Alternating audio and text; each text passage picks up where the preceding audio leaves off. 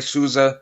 If you're looking at your betting slips, it'll be under Ronaldo Souza, but Jacare Souza. The line opened up at minus 170 for Weidman, and Souza was at plus 140. Right now, Weidman's sitting at minus 185, and Souza's at plus 150. Both of these guys are warriors. Weidman had an awesome run at being a champion, beating the best of the best. He beat Anderson Silva, right? Not once, and then he beat him once, knocked him out. Second time, Silva broke his leg. Then he beat Machida. Then he beat Vitor Belfort, right? So he had a nice run of 4 victories in a row, and he was the champ of the champ. Everybody loved him. But then he took a turn for the worse, losing to Rockhold. He took a beating. He took a beating against Yoel Romero. He took a beating.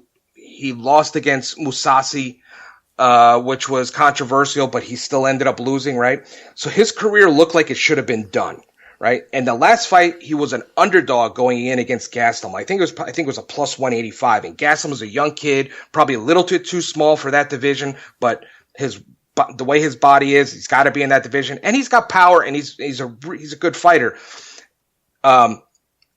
He ended up getting submitted in round 3. Weidman submitted Gastelum in round 3, so he won his last fight. So now the hype is back up with Weidman, okay? So because that was such a good win, so solid fighter, very good stand up, good ground game, nothing to complain about. You could see why the guy was champion. All right, now.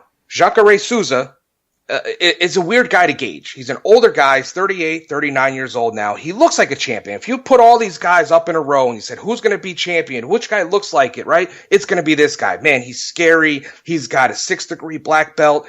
He's got power behind his punching.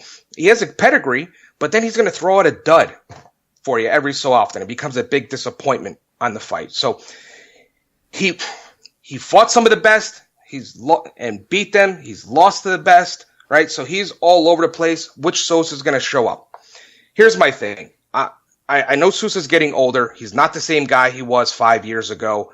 His cardio is not there anymore, right? He can gas out. This is only a 3-round fight. He can gas out, but his ground game is so good. He still has that combination. He still's got some power in his hands, right? I have not been impressed with Weidman. His last 3 fights have been brutal. Not counting the Gastelum. Even the Gastelum fight, he's taken some shots and gone down early where it looked like he was going to lose the fight, ultimately won it. But, he was not that impressive to me, right? And I'm looking at track records, who these guys have lost to, what's happened in their career, and taking these big beatings from people. So, because Sousa is right now at a plus 150, I'm going to grab Jacare in this fight, taking plus 150. It'll probably go up if you want to wait closer to fight time. I'm sure it's probably going to get up to the 160, 165, 170 area. I like him this fight, and that's going to be my best value pick for UFC 230. Hey, man, I love it, buddy. Great breakdown on this UFC. Love your picks here. If you just want to be safe on the Cormier one, I was just thinking about that a little bit. Just take him within the distance too. If you don't want to be picky with the rounds, but yeah, like you said, 2, 3, or 4 you're predicting. So we'll definitely take a look at those lines as well. Well, thank you so much again, Danny. Really appreciate your picks and coming on and giving time to our listeners here at the Odds Breakers, my man. Have a great Halloween night, my man, and best of luck this weekend. Enjoy. All right, if you have any questions, you can tweet Danny at Cub Fan Danny or tweet us at the Odds Breakers. Everyone, have a great weekend. Be safe and go get some winners.